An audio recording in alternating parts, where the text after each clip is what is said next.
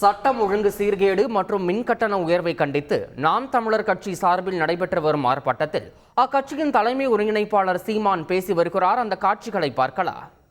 அவன் திருவாசம் எனும் தேன் அவன் பாடுவான். நம்ம சிவாய வாழ்க நாதன் தாழ் வாழ்க அவனா பாடுவான். குறுக்கணி பண்ணினா கோவப்பட்டுருவான். நான் பாடி பேசல பார்ப்போம். திடீர்னு முருகன் கண்ணுக்கு வருவாரே, திடீர்னு நாங்கள் முருகன் எங்கள் மூதாதை முப்பாட்டன், அதுல அது கடவுளை முப்பாட்டன், கடவுள் என் பாட்டன் தாண்டா உங்களுக்கு கடவுளாயிருக்கான்.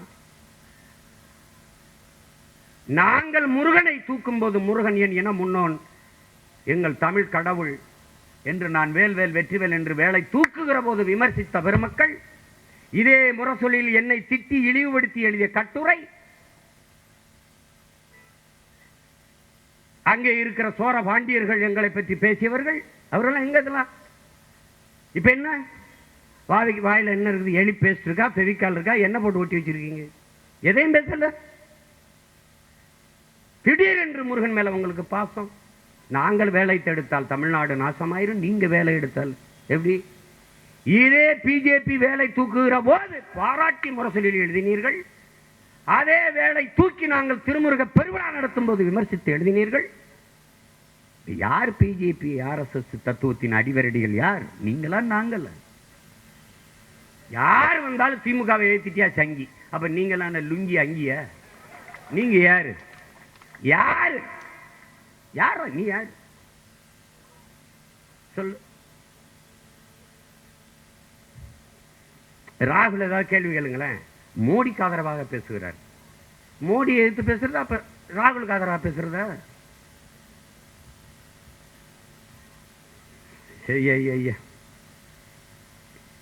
காலையில் எந்திரிச்சவன அவன் விற்கிற போத பொருளை ஒன்று ரெண்டு இதை அடிச்சுட்டு தான் எந்திரிப்பாங்க போல் இருக்கு.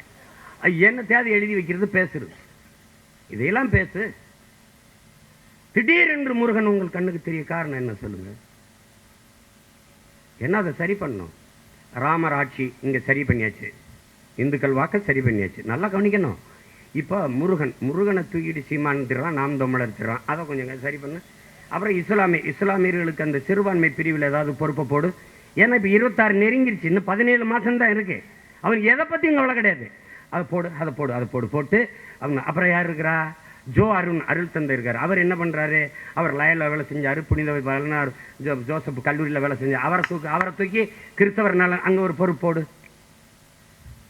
ஓட்டை கரெக்ட் பண்ணுறான் ராஜா. நீனும் தான் இருக்கிய.